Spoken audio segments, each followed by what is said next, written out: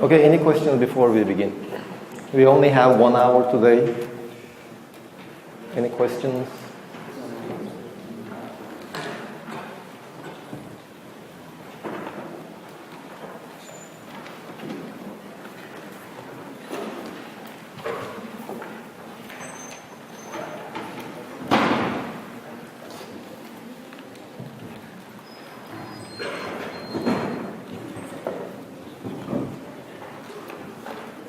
Okay, so let's start with discussing spring force today.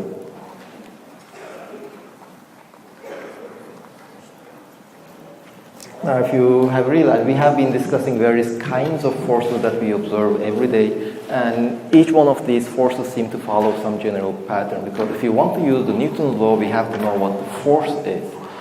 Now, we have already discussed like the normal force, the friction force, the weight, the force due to the weight of the object, the tension force. Now, another kind of force that we see in everyday life quite often is what we call the spring force. Now, if you have one of these pens, you will see that if you just press it, it will just bounce back. So basically, there's a spring in it, which is most of the time a coiled metal wire. And if you fix one end and exert a force on the other end, its length will change.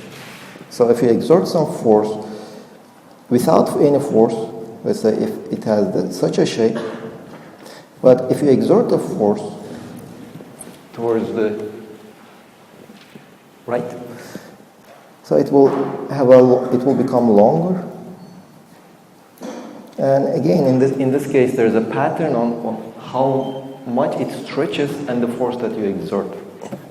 So if this is the equilibrium length, this is the final length, it has been displaced by, let's say, d.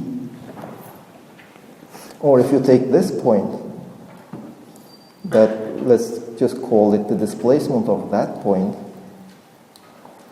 delta r, then the force that you need to exert is nothing but, it is proportional to delta r with some proportionality constant that we will call k. This k is the spring constant.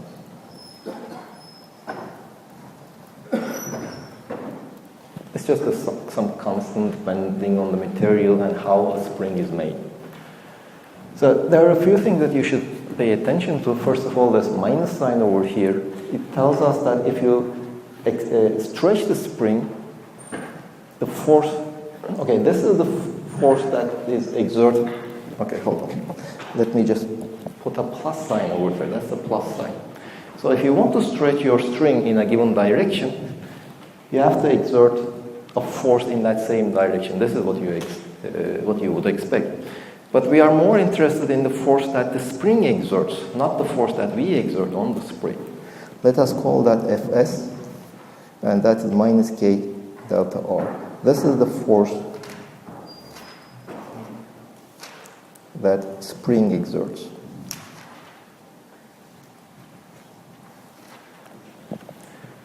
So if you want to extend the string, you have to exert a force in that direction, but as in Newton's third law, the force always comes with action-reaction pairs. You exert a force on the spring, and the spring exerts a force on you in the opposite direction. This is why we have this minus sign over there. Now, if you are compressing the spring, on the other hand, in that case, delta r will be pointing towards your left.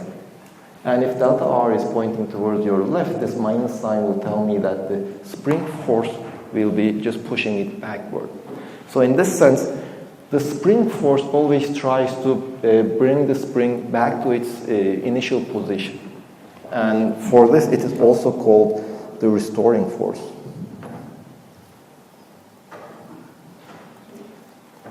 Sometimes it's also called the restoring force.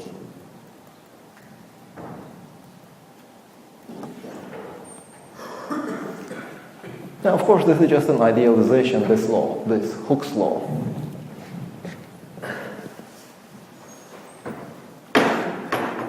This is called Hooke's law.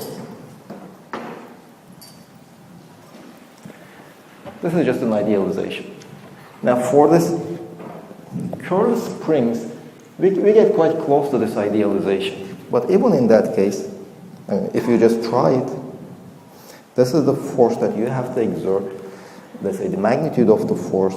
This is delta R, the displacement that you create, or you can say that it is this, how much you have stretched the spring. It will be linear for some time. And if you release the force, if you extend it to if this delta R is small enough, the force will increase linearly with delta R. And if you remove the force, the spring will just go back to its initial state, initial length, initial properties. Nothing will change of the spring. But if you go beyond a limit, okay, one thing, it won't go back to its initial shape, initial length. I mean, if you have a spring that you can sacrifice, you can just try it now. Just remove the spring, extend it. If you extend it beyond a certain limit, it will just, its equilibrium position, equilibrium length will be just longer. It will not go back to its initial length. And if you stretch it even further, it just breaks down. So this is, we don't know how the force will change beyond a certain limit, but it definitely will not be linear. This is what's called elastic limit.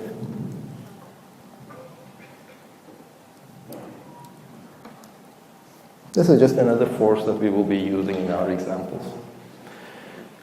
Now this Hooke's law is in fact valid not just only for these coiled wires, but for any object. There is a force, I mean, if you take, let's say, this object, which is quite solid, if you exert a force on this, if you don't exert a huge force, it just gets a bit longer. How long? Well, it's almost invisible. You cannot measure it because this K for such a solid object will be huge.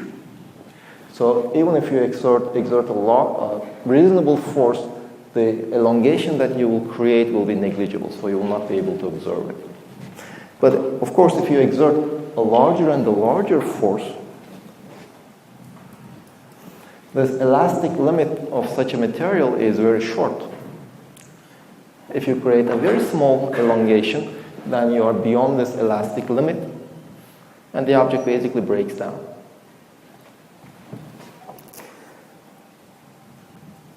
Okay, so the critical thing is, first, the force is proportional to the elongation of the object. The second thing is there is the elastic limit. If you try to elongate an object beyond a certain limit, it will just break down. Those are the two things that you have to keep in mind if you want to understand if you remember the video we watched, there was this mass attached to a string, and there was another string, and you were exerting a downward force on the bottom string. And if we move this, we were holding this string and push, if we pull it slowly, it was the top string which broke. If we moved our hand very fast, then it was the bottom string that was broke. So how can we explain this phenomenon?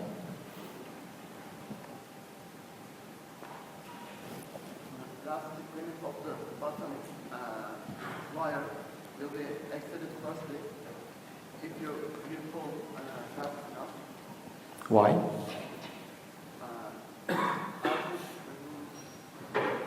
Without there is time for the upper wire to extend, the bottom wire will break. Not enough time. Okay, that's one of the critical ideas. You see, the tension on the string, if you just imagine it as a spring, it depends on how much you are elongating this string. Now, the elongation of this string will be equal to the displacement of this mass. And the displacement of this mass, just assuming that the acceleration is constant, the displacement will be 1/2 t squared. So if you push it fast, this will break in a very short amount of time. In the end, if this mass doesn't move. So if you push it fast, the tension on this string builds up quite fast because you are with your hand elongating this string and you are elongating it very fast.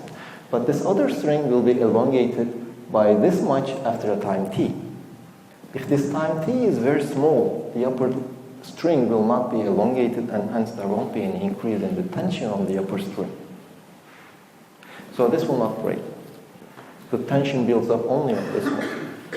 Now when we are writing the Newton's laws, for example in this case, if you remember what we had done, we had drawn the free body diagram. We assumed that, okay, this is our mass m. Let's say this is the tension T1, this is the tension T2. So what is the free body diagram?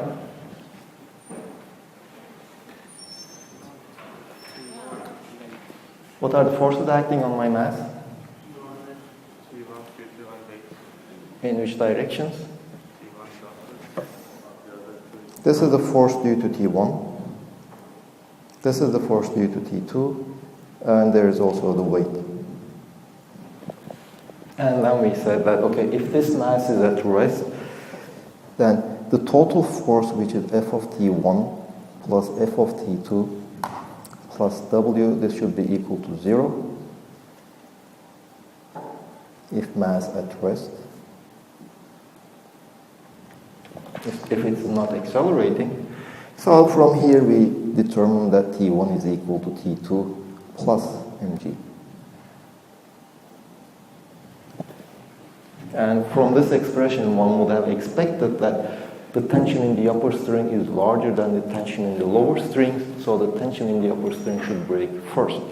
But this holds only if mass is at rest, not if the mass is moving. If the mass is accelerating, then this doesn't hold. And when you are increasing your force, if you increase it suddenly, the mass is no longer at rest, it is accelerating for a very short amount of time, but it will be accelerating. There will be an acceleration.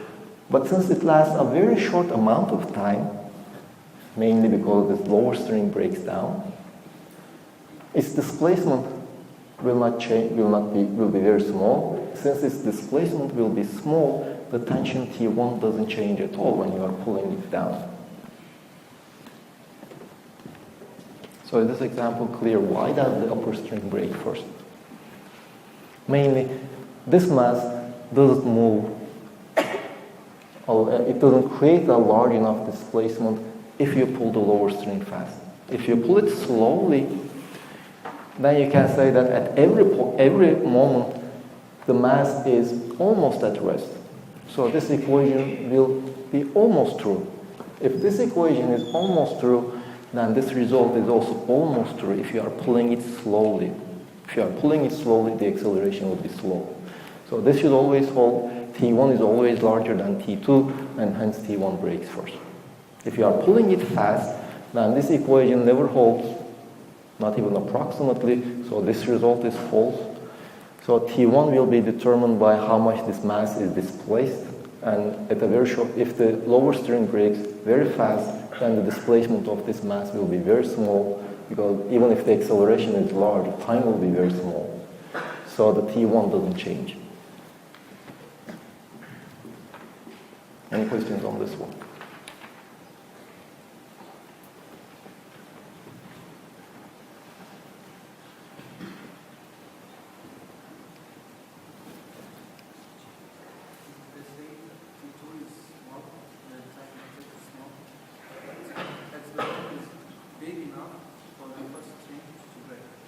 Okay.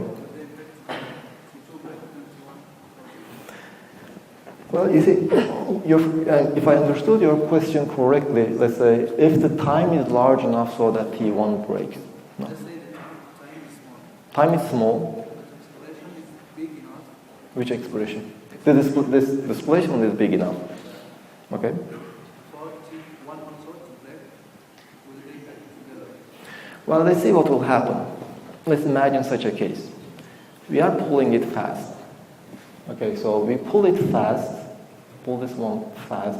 So we are giving this an initial acceleration. Let's study the motion of this mass. So what we do initially, we increase the magnitude of the force. Oh, okay, hold on. Here we are missing the F.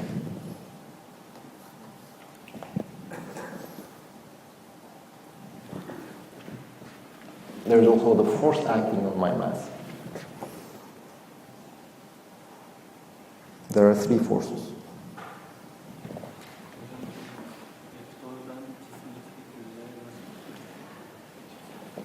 You're also true.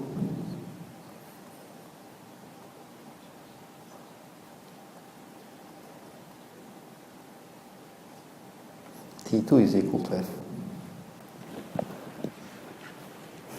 So let's just imagine this. You are pulling it down with some force, and hence you are increasing this tension T. So in this expression, initially let's say T2 will be 0. So f of T1 plus W will be 0. So T1 and the force due to this tension and the weight, they just cancel each other. And then you increase the Ft2, which will cause your mass to accelerate. Let's also choose this one as our z-axis.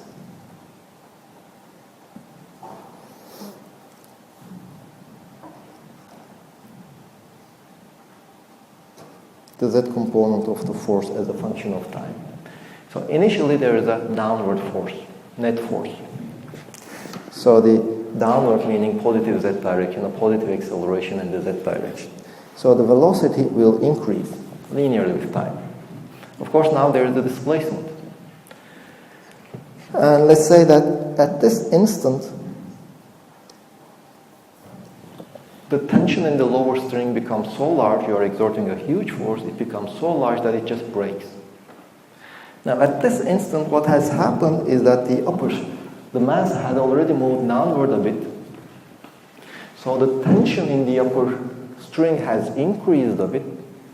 So this f of T1, the magnitude of f of T1 is larger than the weight. Because you remember, initially, the magnitude of T1 was equal to the weight of the object. So they were balancing. Now we stretch the string. So if we stretch the string, the tension on the string increases. So the T1 will increase. Now the lower string has broken off. There is only T1, the weight, T1 and the weight. Only those two forces. But T1 is larger than the weight. So now it will be accelerating in the opposite direction.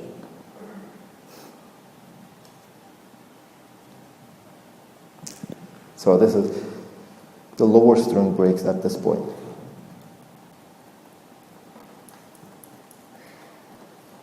And after that point, it will be accelerating under the influence of the upper tension. And it will make more or less such kind of a motion. Now, during this motion, well, this motion will be a bit more complicated. It will be something like this.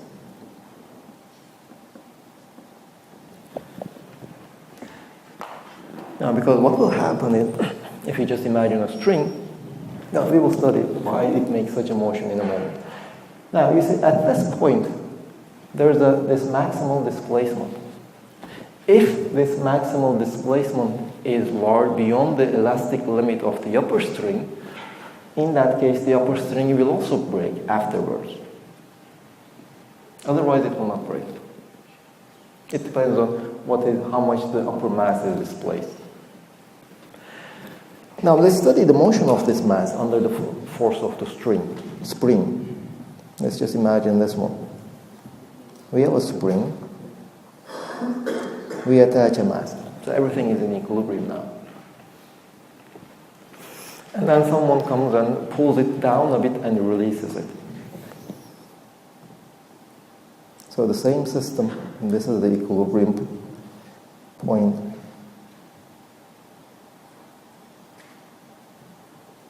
Now this is the mass. Let's call this A. Now let me also define one more thing. This is the length of the string in the absence of anything. So in the absence of anything, any mass, the spring will be just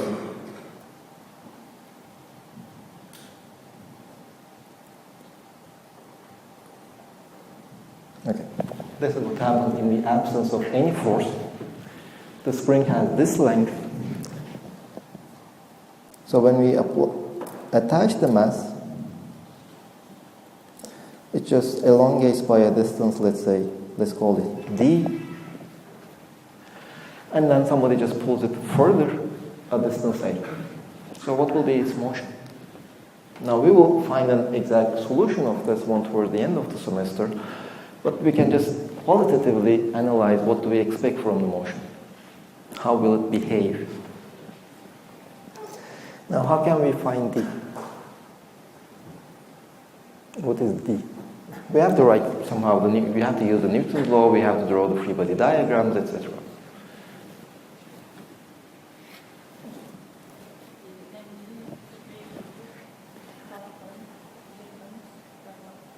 Well, yes, that's the correct answer. Let's see how we got that. Let's just study this case. Well, in fact, let's just look at an arbitrary case. We have the free body diagram. In the second case, there is what are the forces acting on this one? There is the weight. There is the spring force. That's all. Now the spring force, let's also choose some axis. This is our, let's say, z-axis. The spring force will be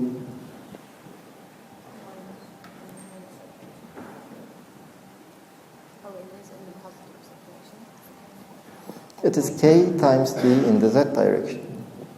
Why is positive and not minus? We wrote it minus to start with.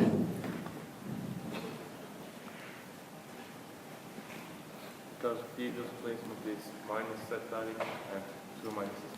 Yeah. The initial minus just tells us in the definition of the Hooke's law, it just tells us that the spring force in the opposite direction of the displacement. I can also write this as this is equal to minus k minus d z hat. Because the displacement, as your friend has pointed out, is in the minus z direction. Z direction is pointing upward. Displacement is in the minus z direction, and this minus is just from the Hooke's law. The weight is equal to mg in the z direction minus z direction. So the total force, this is kd minus mg in the z direction. In this case, it is just 0. So this just tells me that d is equal to mg over k.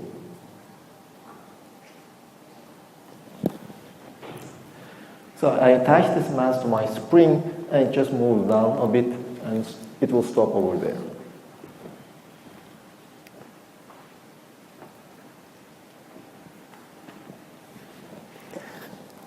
Now let's look at the last case.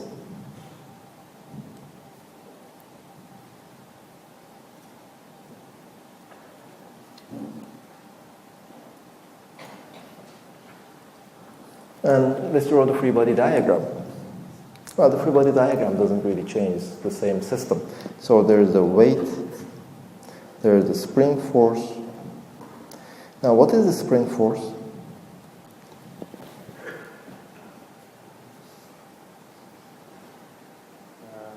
K times d plus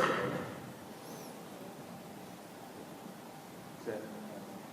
It is k times d plus a in the z direction.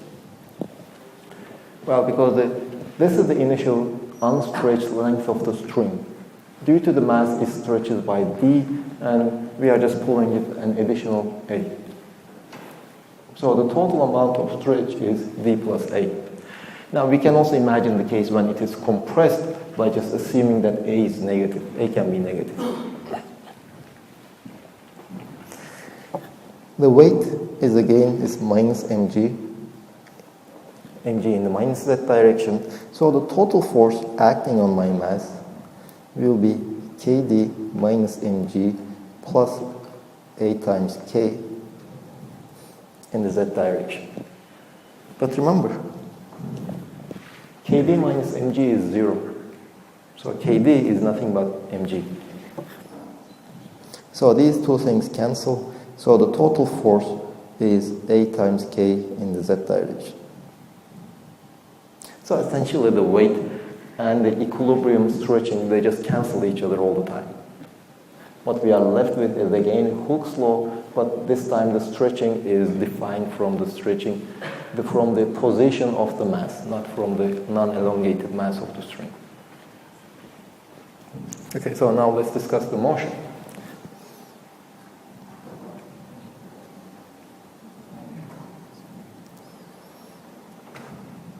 Velocity is a function of time.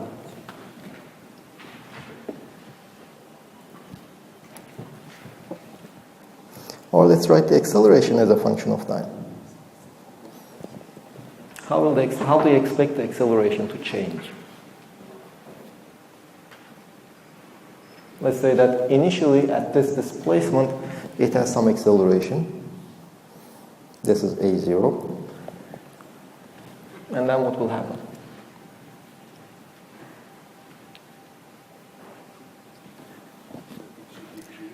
Why? The force acting on it is increasing, so the acceleration decreases. No. Okay. Somebody else? The distance A, it's decreasing. Okay, this large A is, I mean, you see, you release it. What is the direction of its acceleration? Positive z direction. So it will start moving in the positive z direction. But as it moves in the positive z direction, A will decrease. So if A is decreasing, the force is decreasing, so acceleration will decrease in time. Acceleration will decrease. But in this case, at this point, the acceleration is still in the upward direction. It tells me that at this instant, it is still somewhere over here. So it will keep accelerating in the plus z direction. But if it's still moving upward, if it is moving upward, then A is decreasing. If A is decreasing, the acceleration is decreasing even further. And eventually, since it's moving upward, it will reach this point. And at that point, the acceleration will be zero. There won't be any acceleration. Because it is back to the point at which the net force is zero. This large A is equal to zero. Now what, will it stop there? Now its acceleration... Now we will see. Its acceleration at this point is zero, but nevertheless it has gained some velocity. It has a velocity now. Since it has a velocity, it will keep moving. Now we started from here, we accelerated up to this point, so it has some velocity in the positive z direction, so it's moving upward. But if it's, let's say, at this point, then this A is negative, the total force is in the minus z direction. If the total force is in the minus z direction, then the acceleration is also in the minus z direction. So at this point, let's say, it will have some negative acceleration.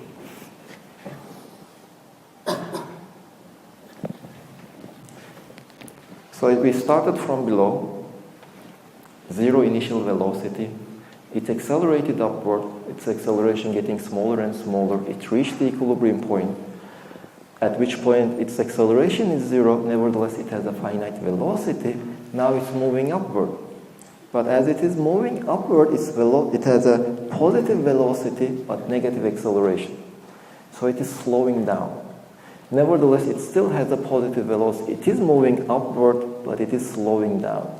But as it is moving upward, it means A is becoming more negative and negative. So the magnitude of the force is growing. If the magnitude of the force is growing, the magnitude of the acceleration should also grow. So the acceleration will keep growing. It is now moving upward. And eventually there will come a point when the velocity will be zero. Will it stop there? Why not? Now it has an acceleration. Although its speed is zero at this point, at the top point, it will have a non-zero acceleration. Its acceleration will be again in the minus z direction. It will be pushed downward, so it will keep accelerating. Downward, and eventually it will come to the equilibrium point.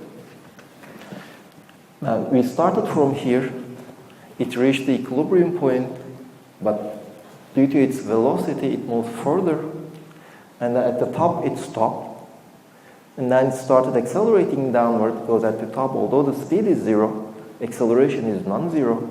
So it started moving downward. It reached the equilibrium point when the acceleration is 0. It is at this time. But still it has a downward velocity. So it will keep moving now. If it is moving down, then A again becomes positive. So the acceleration will again be positive. So it will do such a motion.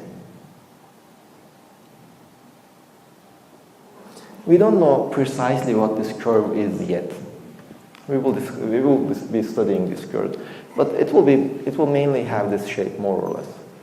So it will first accelerate upward, slow, reducing the acceleration, then it will accelerate downward, etc. Now from this diagram we can also draw the velocity diagram.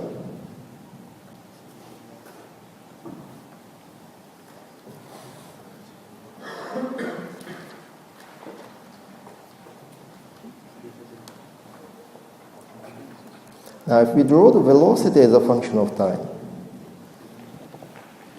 well, initially we started from 0 velocity.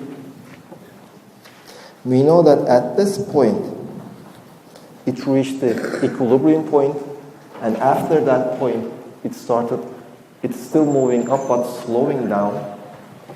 So it will have such a shape. At this point it is at the maximum point where it stopped. At this point again the acceleration is 0, but nevertheless it's now moving downward. It is a negative velocity. And at this point it has a maximum acceleration, but that stopped. This is how the velocity will change as a function of time. And then we can describe the position as a function of time.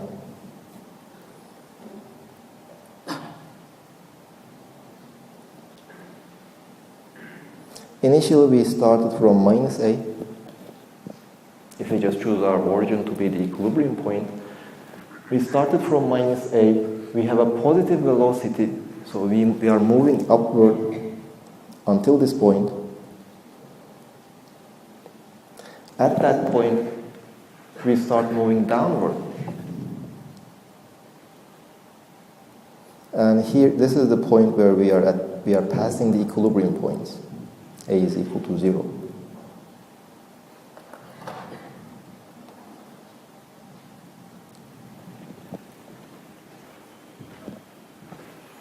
Okay, we don't really know what the exact motion of the object will be, but nevertheless we can sketch how it will look. We don't know whether it will be a straight line or a more smooth curve, etc., but still the shape will be more or less like this.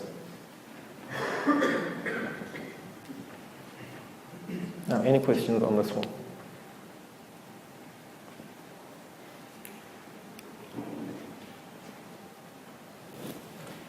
What are the forces that causes damping?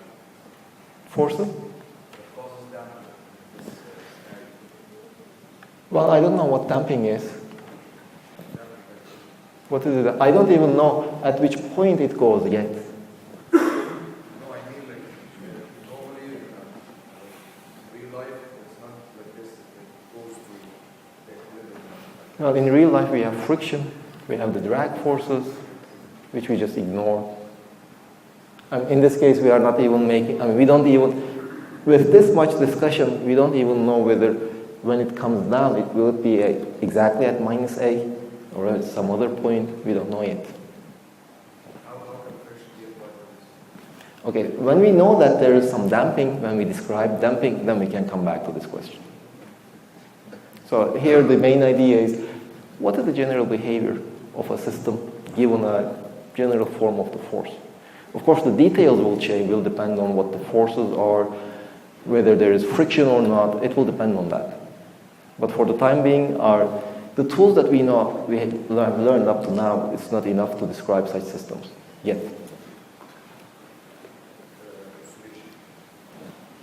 What's the oscillation? We don't know. We didn't discuss them yet. We will study oscillations towards the end of the semester. Other questions?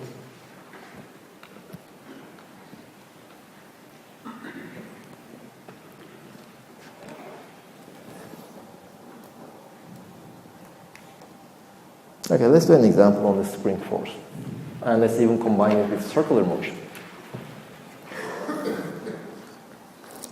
Suppose we have this mass doing some uniform circular motion with a velocity, with a speed v. But this time it's not a string, but it's a spring with spring constant k, and L is the equilibrium length.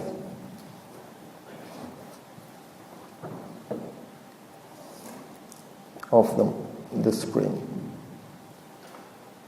And let's assume that this ring has a radius r. What is r?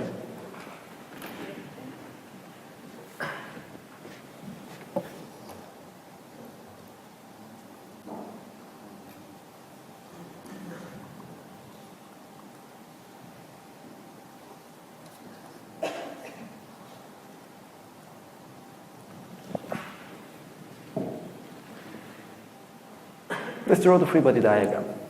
That's the first thing that you always do. At this instant, there is no weight, it's an empty space.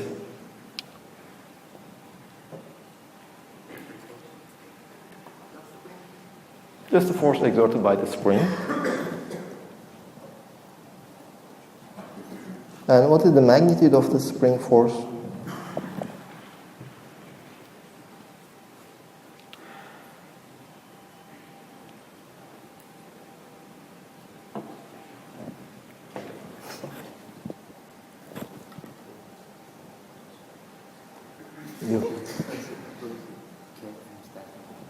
What is delta R? It's the radius. It's not the radius. R minus L. You see, at equilibrium, the string already has a length L. Now, in this case, my object is rotating around the ring of radius R. So at this instant, the length of the spring is R. Its equilibrium length is L. So the spring is extended by this much. And this should be equal. Are there any other forces? What about this one?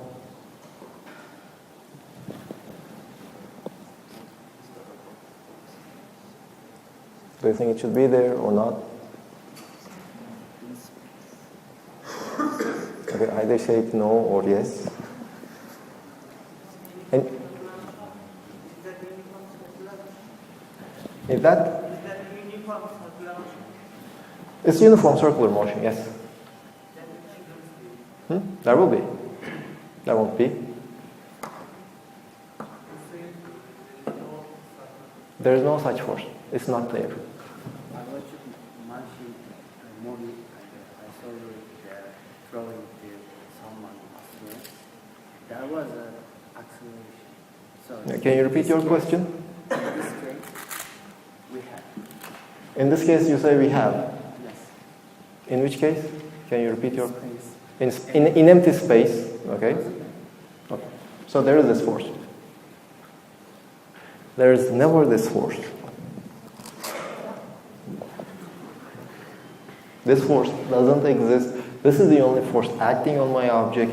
This should be the force creating the central force, central acceleration, which should be mv squared over r.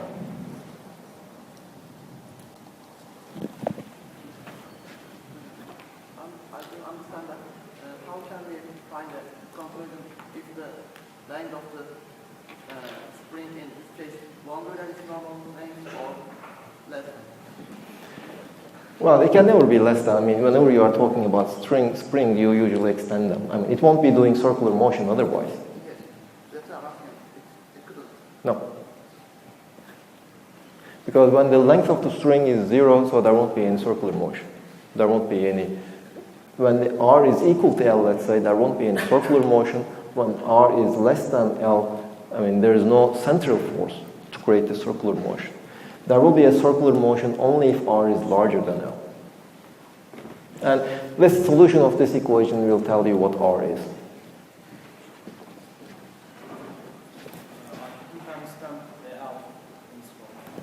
L. Well, you see, when we were talking about the Hooke's law,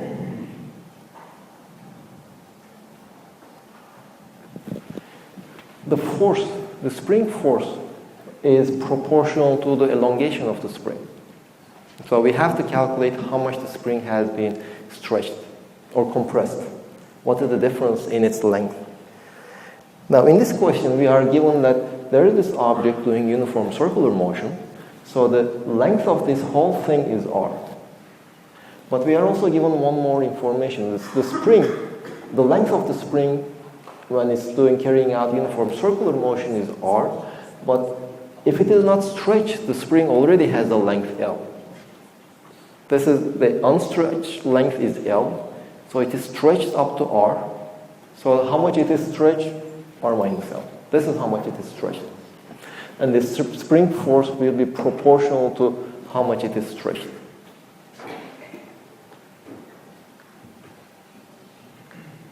Other questions?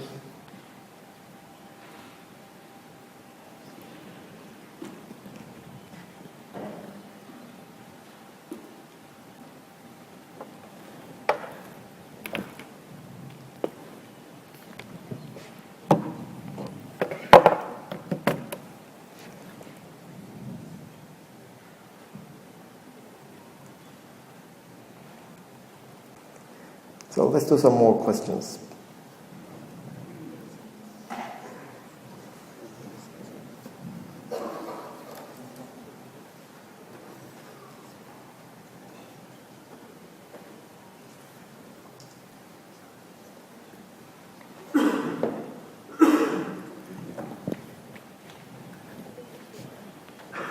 So we have this case. There's a huge man and his daughter. They are just pushing each other on an icy place.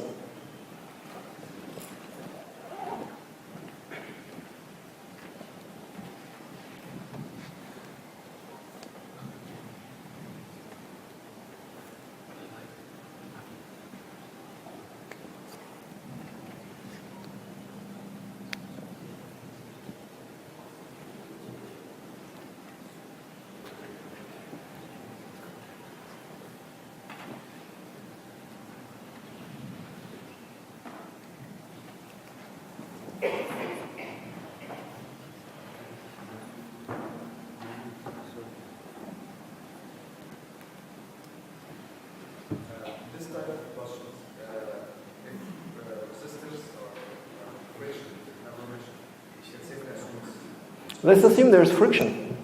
Will it change?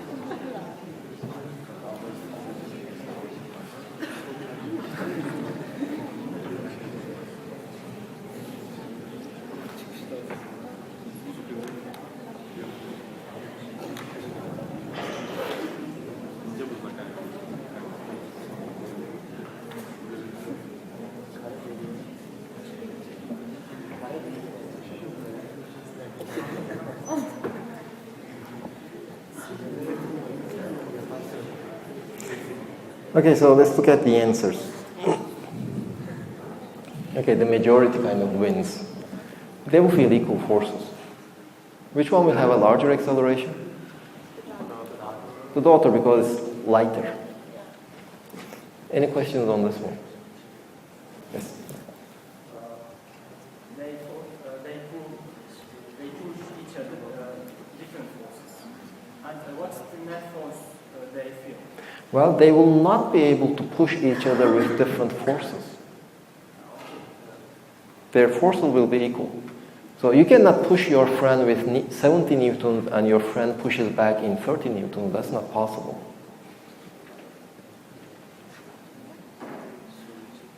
And the net force of these two forces, well, that is also not relevant.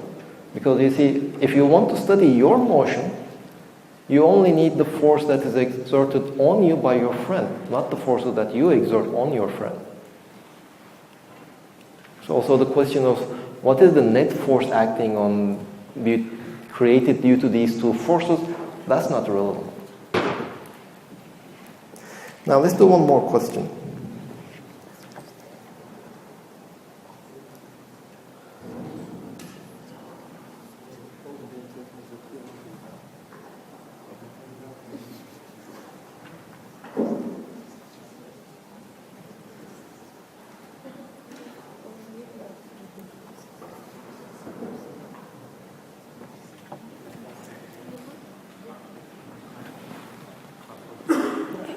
So you are standing on a cardboard.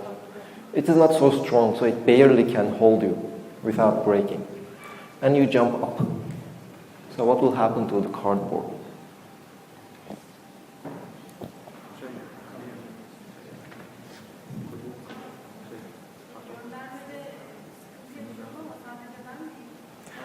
Well, there are like five or 10 of you who are having kind of problems. But I mean, there are around 50 of you who are able to send. So we are continuing with that 50.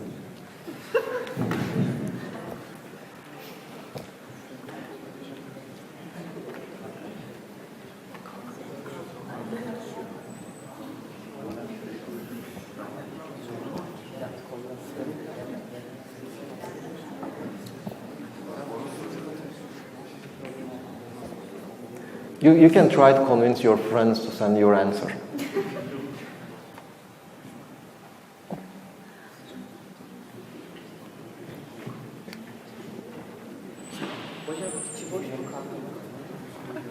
Does it make any difference?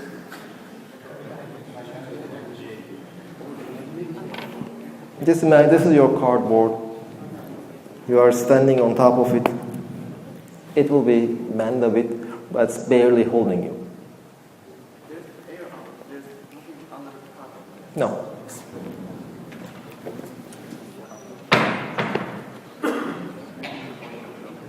And you are just jumping up.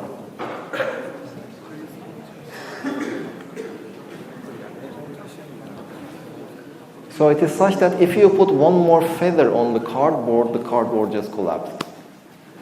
You cannot put any extra weight.